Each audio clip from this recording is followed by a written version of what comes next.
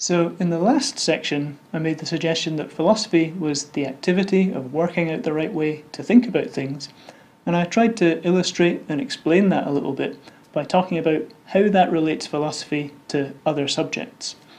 So in this section, I want to draw some more consequences for what philosophy is and how we should think about philosophy from that definition. The first consequence that I want to draw follows pretty straightforwardly from what I've been saying about the intimate connections that philosophy has to other subjects. So the first consequence is that philosophical questions can arise almost anywhere. Because I think philosophy just is the activity of working out the right way to think about things, I think you can create a philosophical question or problem in any domain where we're thinking about stuff and trying to do that in the right way. We can always step back and ask for a justification or articulation of the particular assumptions or presuppositions that we're employing when we're thinking about something in some way.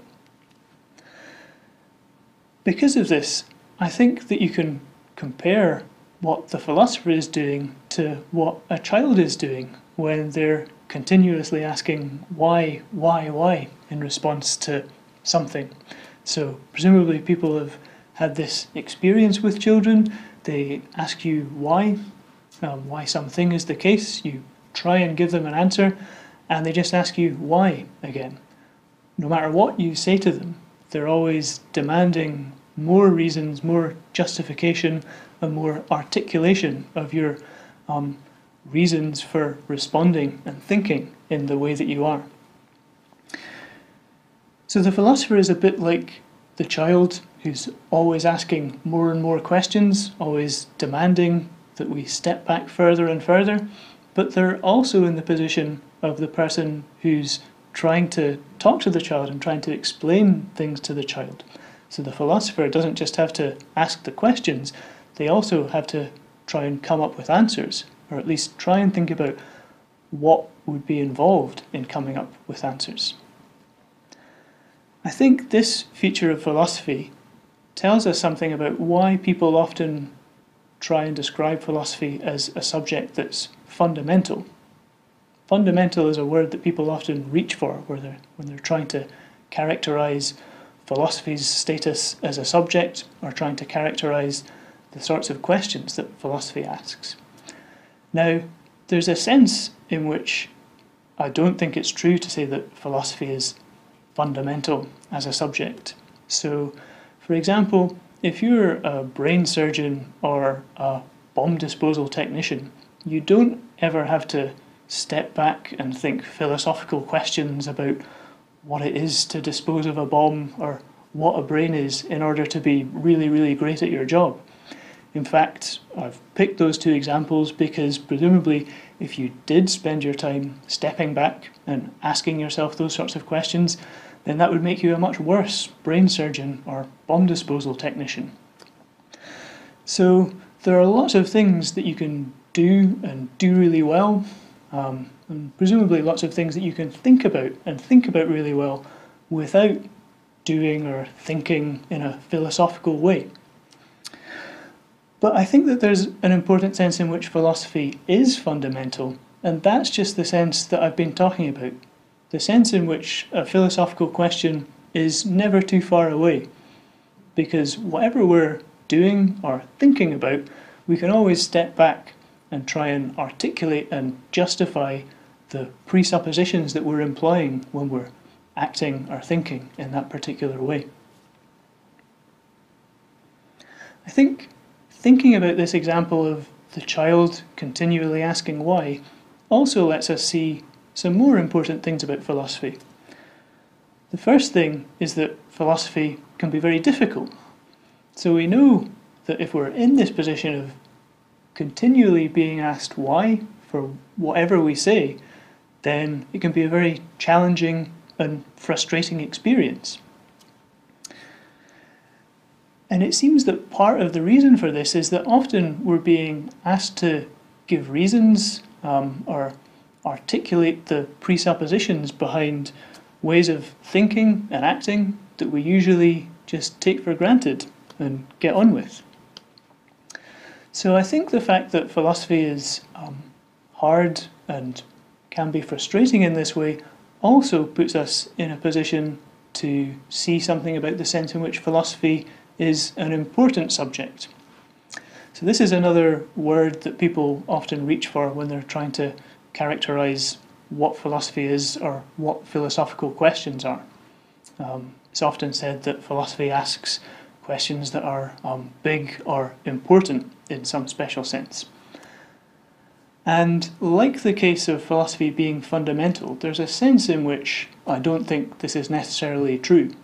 So we've seen that philosophical questions can arise almost anywhere. Okay, no matter what I'm thinking about, I can step back and ask a question about the way that I'm thinking about things that I've suggested is a philosophical one. Now, because of that, there are loads and loads of philosophical questions that we can ask that just don't seem very important. So I can ask philosophical questions about jumpers and zips and microphones and things like that. And we might not think that those are particularly important or interesting questions to concern ourselves with. So I think it's fair to say that just in virtue of a question's being philosophical, that doesn't necessarily make it an important one. But I do think that philosophical questions and philosophical questioning often is very important. And I think we can see that because of what I said a moment ago about how philosophical questioning often concerns things that we usually take for granted. So think about the example of medieval medicine in our previous video section. If we just kept on taking the framework assumed by medieval medicine for granted, then presumably we'd be in a much worse state as a society and as people than we are today. Like, we'd die much quicker, we'd suffer a lot more.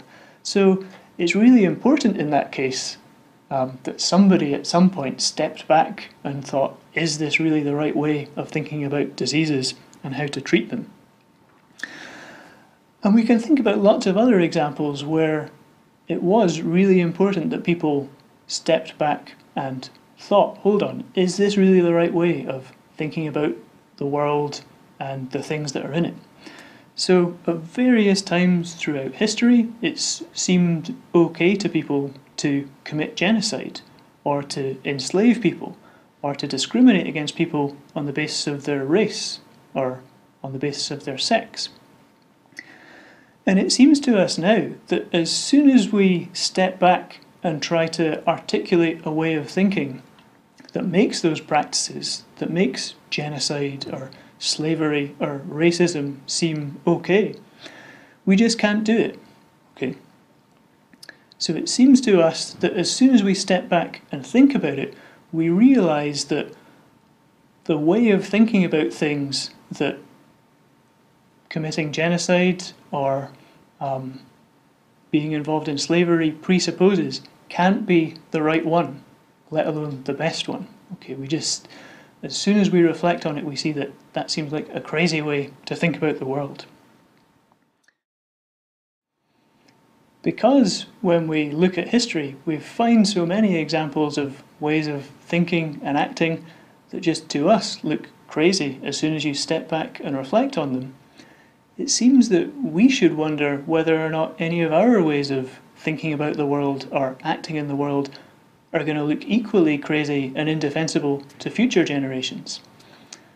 So examples of this might be our practices of farming animals for food, or our attitudes towards our responsibilities to the planet, or the suffering of people in distant countries or cultures. But the point is that it's hard for us to know which of these beliefs or practices might look that way to future generations until we actually do the job of stepping back and reflecting on them and scrutinising them. And so that's the sense in which I think looking at the bad ways of thinking and behaving that people have used in the past can show us why stepping back and reflecting on those ways can be a really, really important thing to do.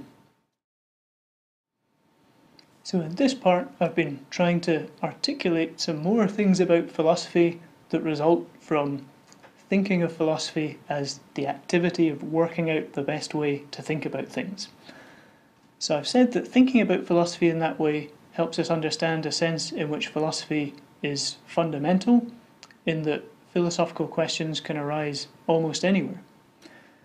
I've suggested that it tells us why doing philosophy can often be a difficult and frustrating activity, and I suggested that perhaps this is because it's often asking about things that we simply take for granted in our thinking and acting in the world. And lastly, I've suggested that thinking about philosophy in this way lets us see how it can sometimes be a very important thing to do.